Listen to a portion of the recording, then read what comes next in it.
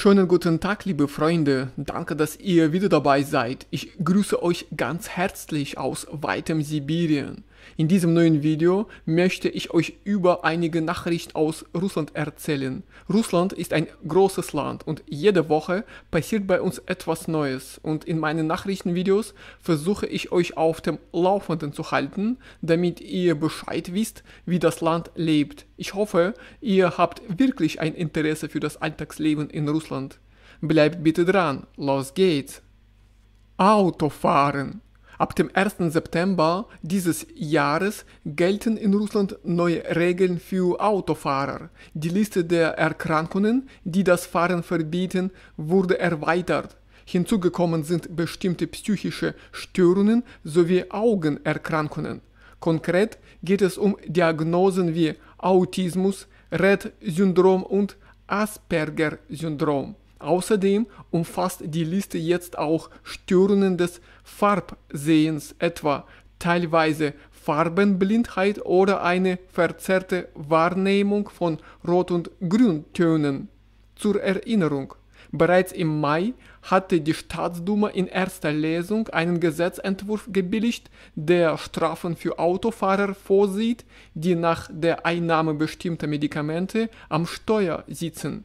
Es geht um Präparate, die Substanzen enthalten, welche Rauschzustände hervorrufen oder die Aufmerksamkeit mindern können. Welche Stoffe genau darunter fallen, wird die russische Regierung noch festlegen. Medizin in Russland. Ab dem 1. September treten in Russland neue Regeln im Gesundheitswesen in Kraft. Künftig dürfen auch Feldscher und Hebammen zeitweise die Aufgaben von Ärzten übernehmen, und zwar dann, wenn Ärzte fehlen oder vorübergehend nicht verfügbar sind. Das erklärte die Abgeordnete des Gesundheitsausschusses der Staatsduma, Tamara Frolova. Bisher waren die Befugnisse der Feldscher eingeschränkt, doch eine neue Anordnung des Gesundheitsministeriums erlaubt es nun, ärztliche Funktionen zu delegieren, wenn es zu wenige Fachkräfte mit Hochschulabschluss gibt oder diese nicht am Arbeitsplatz sind. Dieses Verfahren gilt ausschließlich für die primäre und Notfallmedizin. Außerdem wurde die Liste der Einrichtungen erweitert, in denen Feldscher die Arbeit von Ärzten übernehmen dürfen. Dazu gehören Feldscherstationen, Arztpraxen und Polikliniken. Übertragen werden die Befugnisse per interner Anordnung durch die Leitung der jeweiligen medizinischen Einrichtung. Laut Frolova soll diese Maßnahme helfen, Risiken von Komplikationen zu verringern und die Lebensqualität der Patienten zu verbessern, vor allem in ländlichen Regionen, wo Ärzte besonders knapp sind. Nach Angaben des Gesundheitsministeriums fehlen in Russland derzeit fast 23.300 Ärzte sowie mehr als 63.000 Fachkräfte im mittleren medizinischen Bereich. Gesundheitsminister Michail Muraschko erklärte, dass zwischen 2019 und 2024 rund 6.500 neue Fachkräfte ins System gekommen seien.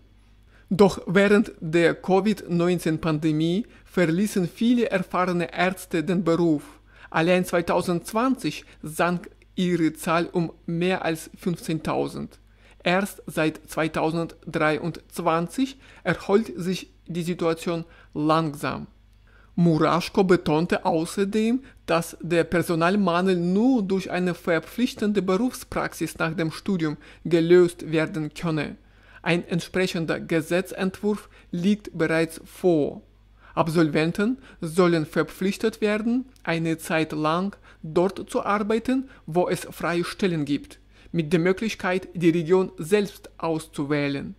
E-Scooter-Verbot. In Russland wird ein vollständiges Verbot von E-Scooter-Verleihen gefordert. Mit dieser Initiative trat der Abgeordnete Sergei Mironov auf, der bereits einen entsprechenden Brief an den Verkehrsminister Andrei Nikitin geschickt hat. Laut Mironov stellen E-Scooter, wenn sie von unerfahrenen Nutzern gefahren werden, eine ernsthafte Gefahr für Leben und Gesundheit der Menschen dar. In seinem Schreiben betont er, dass ein landesweites Verbot notwendig sei, um die Zahl der Unfälle zu reduzieren und die Sicherheit der Fußgänger zu gewährleisten. Der Abgeordnete weist darauf hin, dass es in Russland bislang keine wirksamen Kontrollmechanismen für die Nutzung dieser individuellen Verkehrsmittel gibt. Zwar gilt für E-Scooter ein Tempolimit von 25 km pro Stunde, doch nach Ansicht Mironows berücksichtigt dies weder die tatsächlichen Risiken noch das Verhalten der Fahrer. Er ist überzeugt, dass ein vollständiges Verbot den städtischen Raum harmonischer gestalten und die Sicherheit von Fußgängern und Verkehrsteilnehmern ohne jegliche Kompromisse gewährleisten würde. Migrantenkinder. In Russland ist die Zahl der Migrantenkinder, die zum Schulunterricht zugelassen wurden, deutlich gesunken. Grund dafür sind schwache Ergebnisse bei den Russischtests, erklärte der Vorsitzende der Staatsduma Vyacheslav Volodin in seinem Telegram-Kanal. So konnte in Tatarstan jedes 10. Kind ohne russische Staatsbürgerschaft den Test nicht bestehen. In der Region Nischni Nowgorod ging die Zahl der Anträge auf einen Schulplatz von Migrantenkindern sogar fast um das 10-fache zurück. Als weitere Gründe für Ablehnungen werden unvollständige oder falsche Unterlagen genannt, darunter auch das Fehlen eines Nachweises über den legalen Aufenthalt in Russland.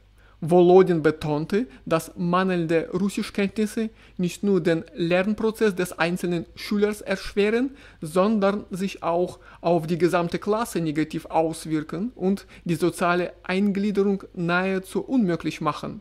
Seit dem 1. April dieses Jahres müssen Migrantenkinder in Russland vor der Aufnahme in die Schulen einen Russischtest ablegen.